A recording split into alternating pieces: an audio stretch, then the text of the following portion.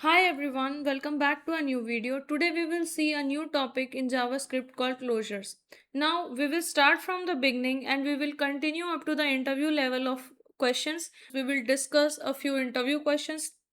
We will also see how closures can cause memory leak, and now let's move on to a small code snippet which will help us understand what is closures and how does JavaScript support closures.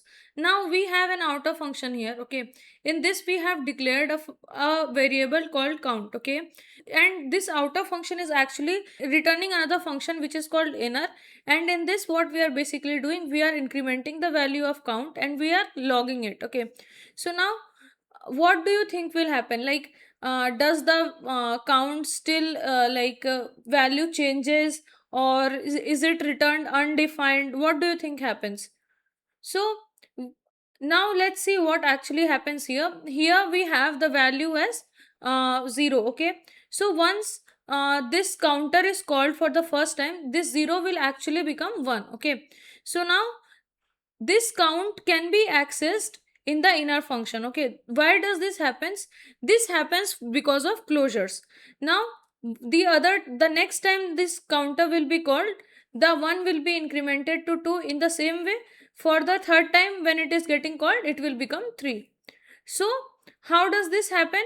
Like, it happens due to closure. Okay, now what how is this count still alive, right? Actually, when the JavaScript engine runs, so it sees that there is an inner function, and before that some variables are declared, so it will not dispose it. Okay, it will keep it in its memory, and it thinks that maybe in the future in the inner function these variables will be used, so it will not dispose it or it will not delete it from the memory. It will keep it, and once the values are used in the inner function, it will be used from the previous instance.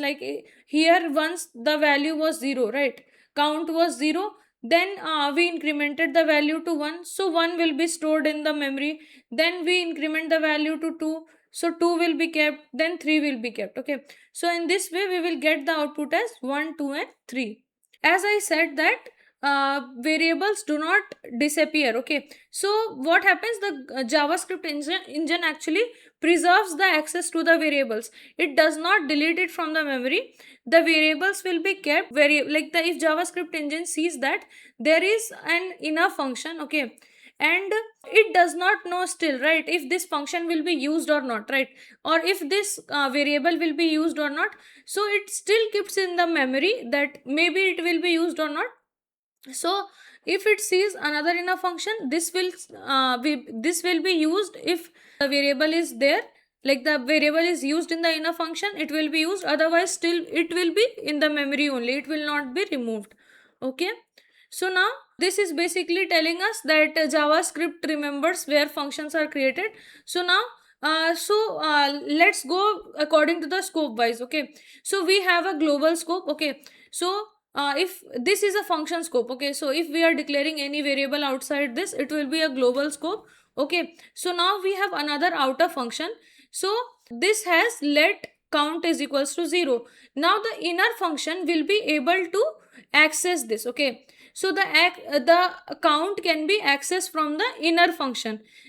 But if we are declaring any inner value in the inner function, it will not be accessible to the outer function. Okay, so the outer function has access to count here, and this basically happens due to closure.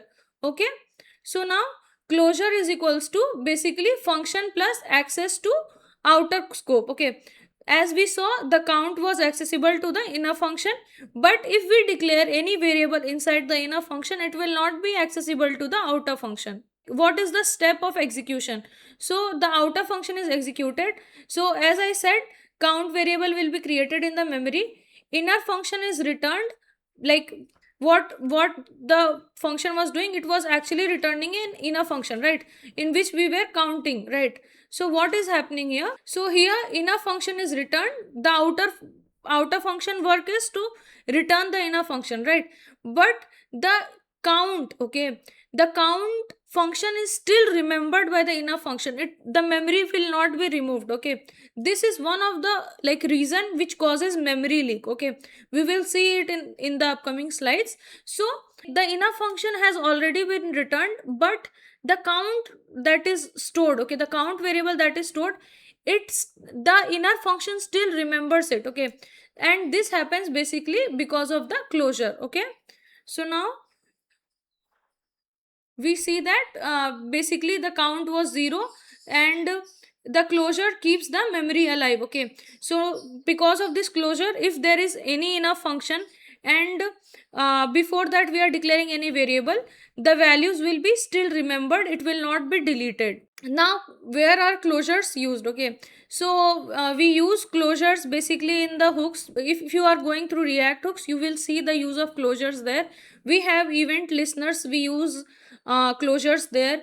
In debounce we have closures. Okay, so basically when we are declaring the timer, okay, so that timer will be declared in the outer function, and we will be returning a set timeout callback function, and in that we will be using the timer. Okay, so apart from that we use closures in set timeout, and there are private variables in which closures are also used. Okay, so now this is an interview question. Pause the video here and go through it and think what can be the answer for it. Here what we are doing, here we are using for loop, and we are like iterating using the set timeout callback function.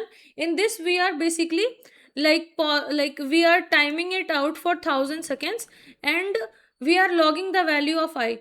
Now the question is, we are using var here. Okay, so what happens, this set timeout gets executed, right, for each for. Now what will happen, this will wait for 1000 seconds. Okay, and after that I will be logged, right? So every time we will have 3 only. Okay, so this will run for 0, 1 and 2, and here we have to basically log I, right? But what will happen is, this will run. Okay, and in every situation in the like memory, what will happen, the different instance will not be created. Okay, so what will happen, we will have only one instance of I, and it will get updated every time. Okay, like it will become 0 to 1, then 2 and 3, and after that every time only 3 will get printed. Okay, like if we have var here. Okay, so here what happens, like we are logging I here. Okay, so apparently it should be 0, 1 and 2 if we don't have set timeout, right? If there is no set timeout, this should be the answer. But what happens, we are using set timeout, so function will keep executing, and this logging will stop, right?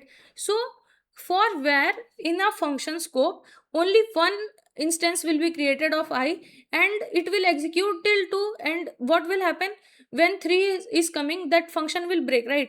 So what will happen, now 3 is there, and it has to be logged 3 times, right? That value has to be logged 3 times. So what will happen, it will only display 3. Multiple instance of the values will not be created, and only 3 will be printed. Okay, so now as you can see, only 3 is getting printed. So the reason behind this is, uh, as I said, only one reference is created, multiple instances are not created. Closure actually remembers, right, that I is equals to 0, and I is equals to 1, and I is equals to 2. So in every loop it incremented the value, and it returns only the same reference. Okay, so this is the reason why every time only 3 is getting printed. Now let's say we are printing 3 here every time, right? What if I want that even after using set timeout also the output should be 0, 1 and 2? How can we get that? So pause the video here and think about it.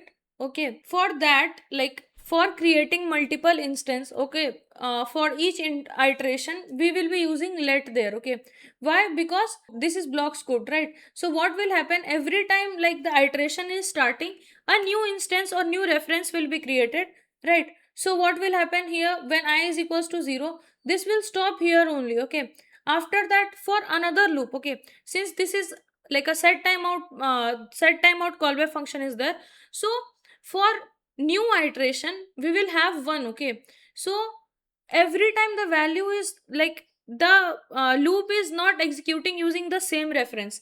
Every time if we are using let, a new binding will be created for each iteration, due to which what will happen, we will get 0, 1 and 2. Okay, if we are getting questions like this, okay, where we have a set timeout and there is a function in which it is iterating, you should pay attention to the type of variable they are using to declare it. Okay, so in the interviews what will basically happen is, like, usually we will be tested based on lexical scope. Okay, so lexical scope is basically the usage of outer function and inner function, the scope that is being created in which the inner function can use the variables declared in the outer functions. That is basically lexical scope.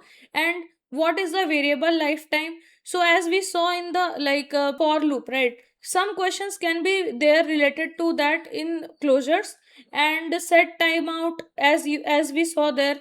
Then memory understanding, this is a very important concept. Okay, so here what we used to think that if a variable is declared in the outer function, and maybe it will be used and it will get deleted, but in closure it does not happen like that. Okay, if your variable is declared before an inner function, even after the inner function is getting executed and it is completed, still the variable will remain in the memory. Okay, so now what happens, this staying in the memory thing, it can create memory leaks. Okay, what is a memory leak, I will tell you. So now here, let's say we have a huge data here, we are creating an array of 1 lakh memory count. Okay, let's say we have 1000 only. Okay, just let's remove this and we will have 1000. Okay, so even if we have an array which has thousands, which is carrying 1000 data or constant values or whatever, it is still a very big array, right? And let's say I am returning this function here, I am only taking the length of this data, and okay, I took the length, but this data is still in the memory after the execution of this function, right?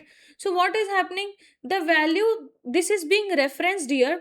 Okay, it is used, but it after that it will, that 1000 space or that 10 lakh items, it will be still stuck in the RAM, right? Your variable that you have declared, it will still be referenced in the memory, it will not get deleted, right? So it has occupied this much of space.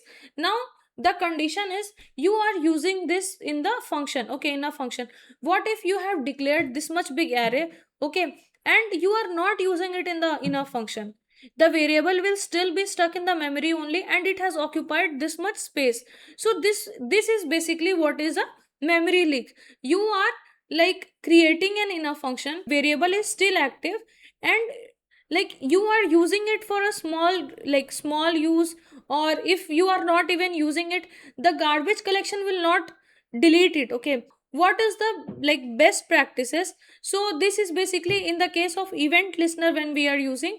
So once the use of that event listener is complete, remove that, we don't need it, we remove it. Okay, so like the array that we created here. Okay, the array that we created here, it was of size 10 lakh, right? So what we can do, once we have used this in this, okay, we can delete it from the memory, we don't need it, we delete it. Okay, delete it so that it will be, the RAM will be free. Okay, so we need to take care of this, that like whenever we are using the event listener, or we are using huge data, or we are using intervals and timers, in the case of timers and intervals, we should clear it, it is a very good practice, so that the RAM is not still occupied by the timeout function or the timer. Okay, and the reference that we are not using, we should also delete that, because it is unnecessarily occupying the space and making a, there can be cases that the system can become slow because you are taking this much space for a data which is not even being used, right? So these are some best practices to avoid basically the memory leaks. Okay, in order to keep in memory like what actually is closures, you can keep this as a cheat sheet, that functions remember the outer scope, variable survive through references, right? And closures are asked in interviews. If you are preparing for a front end interview, then you should know closures, because whenever you are using react hooks or any front end you are creating any functions in the front end and also in the back end. Okay, so these will be used, and in the interviews there is a high chance that closures will be asked. You should keep in mind that closures can cause memory leaks, so it is a best practice to release the memory which we are not using. So that's it for today, guys. Thank you for watching. If you have any doubt, let me know in the comments. I will try to clarify it. And if you have any such topics which seem hard to you and maybe I can help you out, please let me know in the comments too. I will try to explain it. If you want to continue with me on playlist, please subscribe to the channel and hit the bell icon. Thank you for watching.